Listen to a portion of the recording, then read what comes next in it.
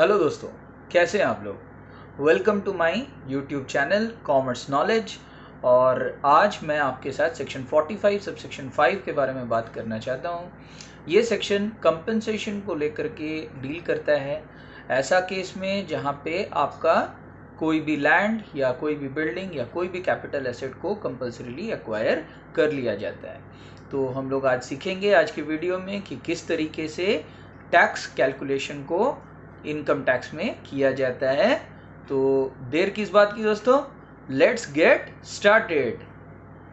Class में हम लोग सेक्शन 45 सब सेक्शन 5 के बारे में बातचीत करेंगे, इनकम टैक्स एक्ट का।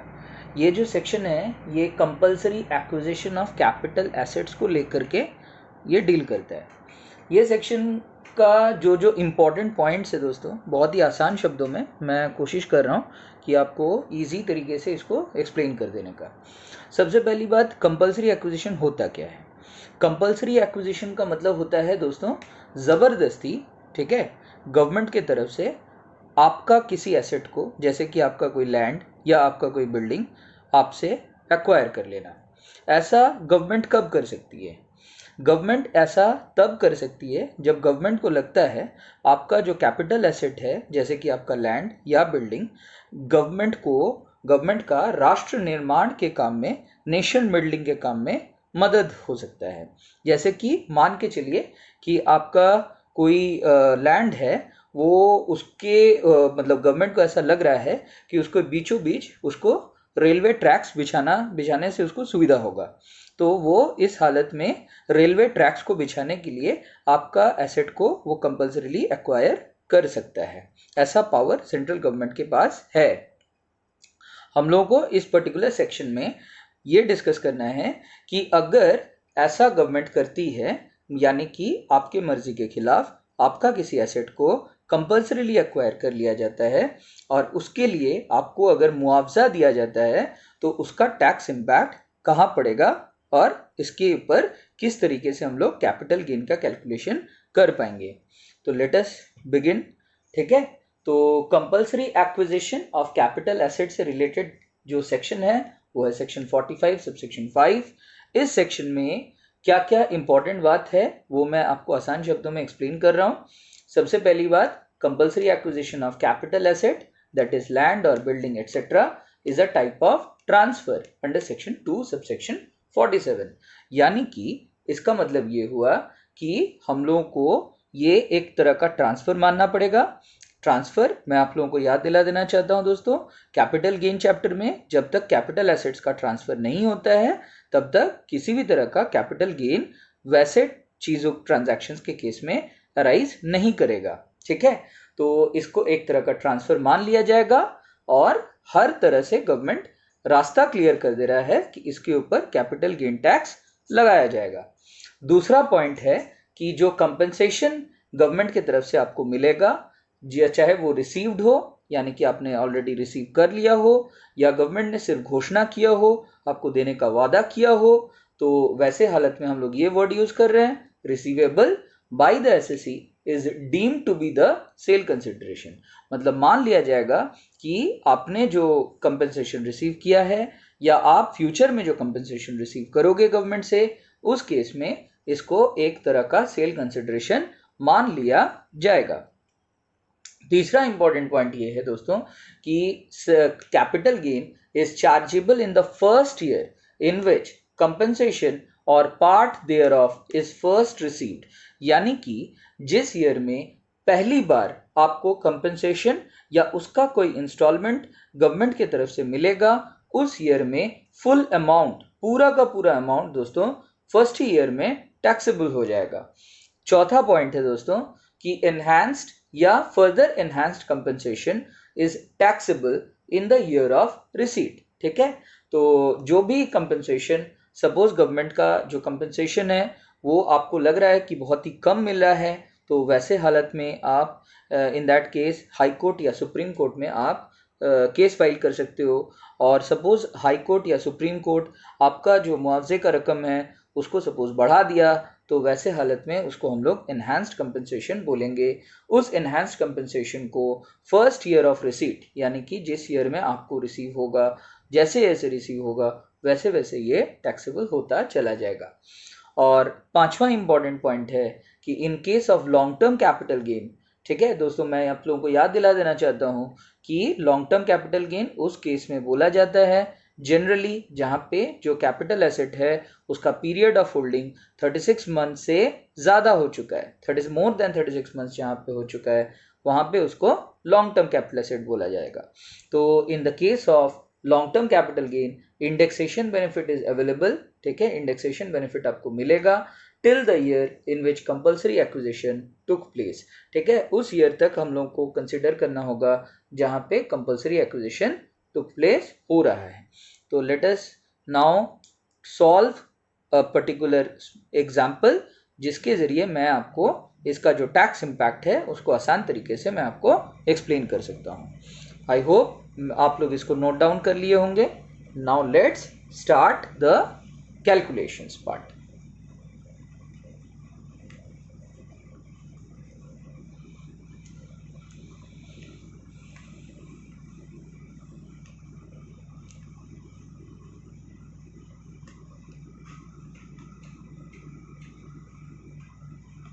दोस्तों मैं ईज़ ऑफ कैलकुलेशन के लिए दो तीन चीज़ के बारे में पहले डिस्कस कर लेता हूँ। हम लोगों का जो कंसर्न फाइनेंशियल ईयर है that is financial year I am talking about given financial year is 2019-20 जिसका टैक्स इम्पैक्ट के बारे में हम लोग डिस्कस करने वाले हैं, ठीक है। तो हम लोग इसका टैक्स इम्पैक्ट निकालेंगे financial year 19-20। For ease of calculation मैं आपको बता देना चाहता हूँ कि इस ईयर का जो इंडेक्स नंबर है दैट इज़ 289, ठीक है। और इसके अलावा दोस्तों हम लोगों को ज़रूरत पड़ेगा एक और फाइनेंशियल ईयर, हम लोग इससे पहले वाला ले लेते हैं दैट इज़ फाइनेंशियल ईयर 18-19। इसका जो इंडेक्स नंबर है वो मैं यूज़ करने वाला हूँ 282, ठीक है। अब इसके अलावा 280 यूज़ करने वाला हूँ और इसके अलावा हम लोग यूज़ करने वाले हैं फाइनेंशियल ईयर 2001-2 का इंडेक्स नंबर। तो फाइनेंशियल ईयर 2001-2 का इंडेक्स नंबर 100 होता है। इससे हम लोग जो भी हम लोग कैलकुलेशन या एग्जाम्पल हम लोग डिस्कस करेंगे तो ये सब चीज़ हम लोग को यूज़ करना होगा। तो let's now start the video through an example. तो मान के चलिए mister x has a land in Chennai city,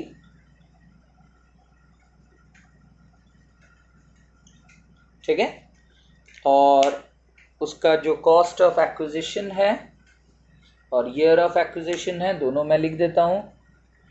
मैं कॉस्ट ऑफ एक्विजिशन को COA लिख रहा हूँ। तो cost of acquisition of the land is 10 lakh rupees acquired in the year in financial year 2001-2002 2001-2 में ये एक्वायर हुआ है और इस लैंड का कंपल्सरी एक्विजिशन हुआ, कंपल्सरी एक्विजिशन हुआ of this land took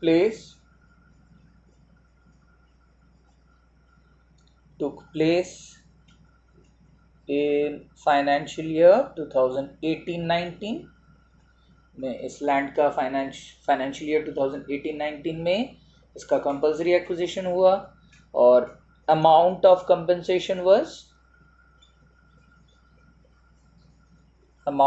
compensation government ने तय किया 50 lakhs, लेकिन but it was payable in installments starting from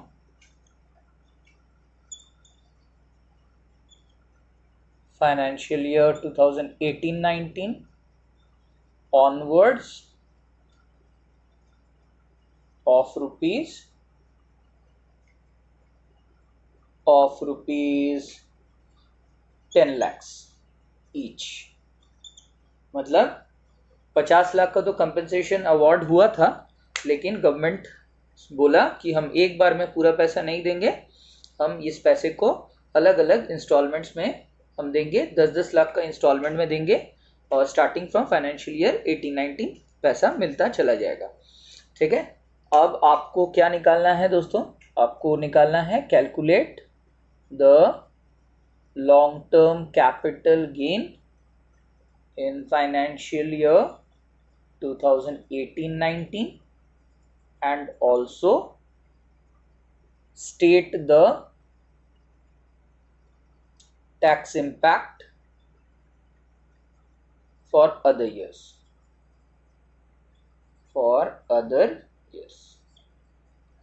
तो लेट्स स्टार्ट दोस्तों। ठीक है, तो आप यहाँ पे आप चेक करके देखो कि फाइनेंशियल ईयर 19-20 का मैंने डिस्कशन हम लोगों को करना था, तो कंपलसरी एक्विजिशन लेकिन 2018-19 में ही हो गया है। ठीक है, तो हम लोगों को एक चीज़ याद रखना है दोस्तों, before I start solving this sum, कि हम लोगों को उस ईयर का इंडेक्स नंबर हम लोगों को यूज़ करना है जिस ईयर में compulsory acquisition is taking place. ठीक है, हम लोगों को सबसे पहले कैलकुलेट करना होगा taxable LTCG for the financial year 2018-19। क्यों? क्योंकि financial year 18-19 was the first year in which the compensation और part there of was received. तो गवर्नमेंट एकदम क्लियर कर दिया है इस लॉ को कि जिस ईयर में कंपनसेशन और part there of is first received, उस ईयर में हम लोगों को एलटीसीजी का कैलकुलेशन करना है। तो आप लोग यहाँ पे देख रहे हो कि फाइनेंशियल ईयर 2018-19 में ही गवर्नमेंट ने यहाँ पे हम लोगों को कंपनसेशन दिया है, तो दैट इज़ वाई सबसे पहले हम लोग इसका कैलकुलेशन करेंगे, calculation of taxable LTCG for the financial year 2018-19। Particulars amount, sale consideration क्या होगा? The amount of the compensation. यहाँ पे आप लोग गौर करके देखिए दोस्तों, मैंने full value of the consideration लिया है, पूरा का पूरा कंपनसेशन लिया है 50 लाख, जबकि क्वेश्चन में 10-10 लाख का इंस्टॉलमेंट में गवर्नमेंट पेमेंट कर रहा था, लेकिन फिर भी मैंने फुल 50 लाख यहाँ पे फाइनेंशियल ईयर 2018-19 में मैंने कंसिडर किया, क्योंकि गवर्नमेंट ने ये रूल बनाया है इस पर्टिकुलर सेक्शन के जरिए कि जिस ईयर में आपने फर्स्ट टाइम पार्ट इंस्टॉलमेंट भी आप रिसीव करोगे, तो उस ईयर में आपको फुल वैल्यू ऑफ कंसिडरेशन के ऊपर आपको टैक्स देना पड़ेगा। यानी कि although the SSC is receiving only 10 lakh rupees, but still यहाँ पे फुल 50 लाख रुपीज के ऊपर यहाँ पे आपको टैक्स चुकाना पड़ेगा। तो 50 lakh minus indexed cost of acquisition, तो index cost of acquisition is 10 lakh divided by 100 मैं ले रहा हूँ। 100 क्यों मैं ले रहा हूँ? क्योंकि index number for the financial year in which the capital asset was acquired was financial year 2001-2, और 2001-2 का index number was 100 multiplied by 280 कर रहा हूँ। 280 was the index number for the financial year in which the compulsory acquisition took place. तो compulsory acquisition took place in financial year 2018-19, so that is why मैंने 280 लिया। तो अब ये calculation के हिसाब से हम लोगों का अमाउंट आ रहा है 28 lakhs। अब 50 lakhs में से मैं 28 lakhs माइनस कर रहा हूँ, तो LTCG is coming to 22 lakh rupees. इस पर्टिकुलर क्वेश्चन से जो जो इम्पोर्टेंट पॉइंट हम लोग को पिकअप करना है वो है कि mister X received only 10 lakh rupees in financial year 2018-19, but sale consideration will be taken as 50 lakhs। Sale consideration हम लोगों को पूरा का पूरा 50 लाख यहाँ पे लेना है। दूसरा important point, formula for index cost of acquisition क्या होगा?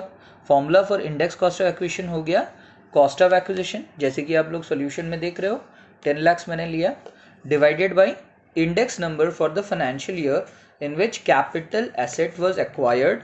जिस ईयर में कैपिटल एसेट एक्वायर हुआ उस ईयर का इंडेक्स नंबर आपको लेना है। इस केस में फाइनेंशियल ईयर 1-2 का इंडेक्स नंबर इज 100, वो आपको लेना है। मल्टीप्लाई करना है आपको index number for the financial year in which compulsory acquisition took place, यानी कि index number for the financial year of compulsory acquisition. तो यहाँ पे कंपल्सरी एक्विजिशन हो रहा है फाइनेंशियल ईयर 2018-19 में, तो 18-19 का इंडेक्स नंबर मैंने यूज़ किया है 280। तो देयरफॉर टोटल अमाउंट जो आ रहा है वो 28 लाख आया, तो माइनस करके आपको LTCG यहाँ पे कैलकुलेट करना पड़ेगा। अब दोस्तों हम लोगों को दो तीन चीज़ अब हम लोगों को आगे डिस्कशन करना है। अगर मान के चलिए कि एसएससी को यहाँ पे, जैसे कि ऑलरेडी क्वेश्चन में मेंशन किया हुआ है कि 10 लाख रुपीज़ उसको आगे भी मिल रहा है। फाइनेंशियल ईयर 18-19 में तो 10 लाख उसको मिला ही है, फाइनेंशियल ईयर 19-20 में भी उसको 10 लाख रुपया, फिर 2021 में भी उसको 10 लाख रुपया उसको मिला है। तो अगर मान लीजिए कि हम लोगों को ये सवाल पूछा गया कि फाइनेंशियल ईयर 19-20 ऑनवर्ड्स जो टैक्स इम्पैक्ट होगा वो बताओ, तो इन दैट केस सिंपल सा आंसर ये होगा दोस्तों कि उन पर्टिकुलर ईयर्स का कोई भी टैक्स इम्पैक्ट नहीं होगा। ठीक है, तो मैं इसको मिटा करके लिख देता हूं, no further tax impact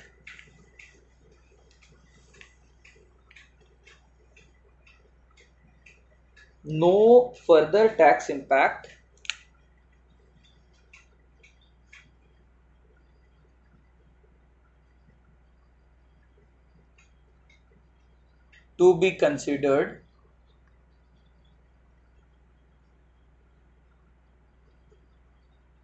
for financial year 19-20 onwards। ऐसा क्यों? ऐसा इसलिए क्योंकि हम लोग already full value of consideration 50 lakh consider 18-19 में ही कर चुके हैं। तो अगर हम लोगों को बार बार करके हम लोग कैपिटल गेन निकालेंगे तो there will be a problem of double counting. तो देयरफॉर हम लोगों को यहाँ पे लॉ में क्लियरली स्पेसिफाई किया हुआ है कि once you have considered the entire sale consideration of 50 lakh rupees, तो there will be no further tax consequence of compulsory acquisition in future years. लेकिन दोस्तों अगर मान के चलिए कि एसएससी ने चैलेंज किया कंपनसेशन का अमाउंट को इन द हाई कोर्ट, और हाई कोर्ट ने बोला कि SSC should be further awarded an enhanced compensation. ठीक है, एसएससी को enhanced compensation high court award किया, और ये enhanced compensation was say rupees another 5 lakhs। SSC को 5 लाख रुपया और गवर्नमेंट को देने के लिए बोला गया हाई कोर्ट के द्वारा, अवॉर्डेड बाय द हाई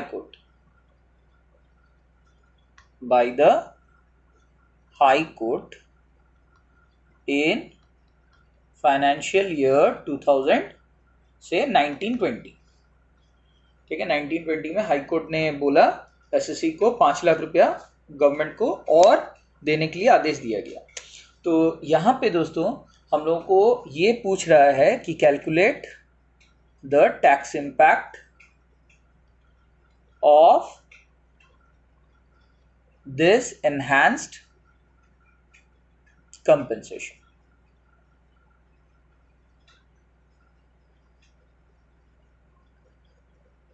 और यहाँ पे एक चीज़ गिवन ये है कि central government paid 1 lakh rupees per annum, ठीक है, of this enhanced compensation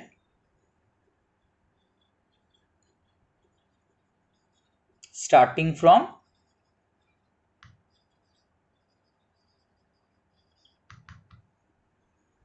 financial year 2019-20।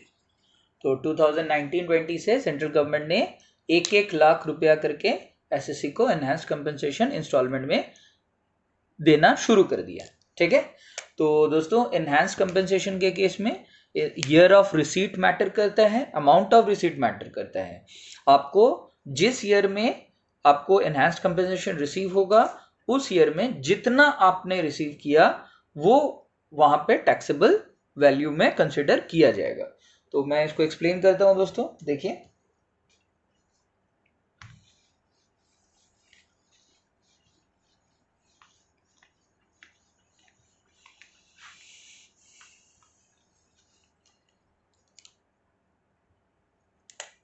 for financial year 2019-20 in respect of enhanced compensation. तो इसका बहुत ही सिंपल सा है, गवर्नमेंट ने बोला है कि सेल कंसिडरेशन आप कंसिडर करो सिर्फ उतना amount of the enhance compensation जितना एसएससी को मिला है। तो एसएससी को 1 लाख रुपीज मिला तो आप 1 लाख रुपीज ही कंसिडर करो, लेस कॉस्ट ऑफ एक्विजिशन। तो what will be the cost of acquisition? The cost of acquisition shall be निल।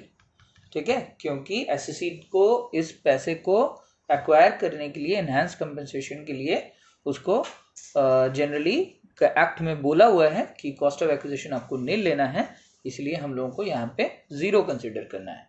तो 1 लाख में से निल कंसिडर करेंगे, माइनस करेंगे, तो difference shall be the amount of long term capital gain. Long term capital gain क्यों हुआ आप लोग सोच रहे होंगे।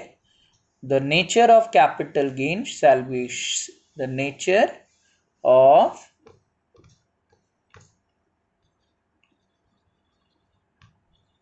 capital gain shall be same as already decided। तो जो पहले डिसाइड हुआ था वही नेचर ऑफ कैपिटल गेन यहाँ पे रह जाएगा। तो नेचर ऑफ कैपिटल गेन हम लोगों का चेंज नहीं होगा in case of enhanced compensation, that is why यहाँ पे LTCG 1 लाख आएगा। Same LTCG of 1 lakhs will arise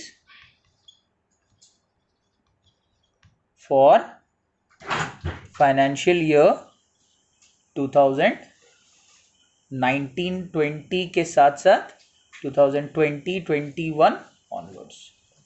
ठीक है, सेम अमाउंट ऑफ LTCG यहाँ पे कंसिडर होगा। तो एक क्विक रिकैप हो जाए टैक्स ऑन एनहांस कंपनसेशन के ऊपर। तो हम लोग क्या सीखे हैं टैक्स ऑन एनहांस कंपनसेशन के बारे में। सिंपल सा बात है, the enhanced compensation shall be taxable in the year of receipt for the amount of receipt. आप लोगों में से कोई अगर सोच रहे होंगे कि अगर मान लो कि कंपनसेशन रिड्यूस हो गया तो अगर मान लो कि कंपनसेशन रिड्यूस हो जाएगा तो इन दैट केस हम लोगों को रिकैलकुलेट करना पड़ेगा। एंटायर जो टैक्सेबल कैपिटल गेन का कैलकुलेशन है उसको रिकैलकुलेट करके, रिकम्प्यूट करके हम लोगों को पेश करना होगा। ठीक है दोस्तों, तो आज के लिए इतना ही रखता हूँ। ठीक है, आई होप आपको ये वीडियो पसंद आया है। अगर आपको ये वीडियो पसंद आया है तो प्लीज़ लाइक एंड सब्सक्राइब करना मत भूलिएगा। Thank you.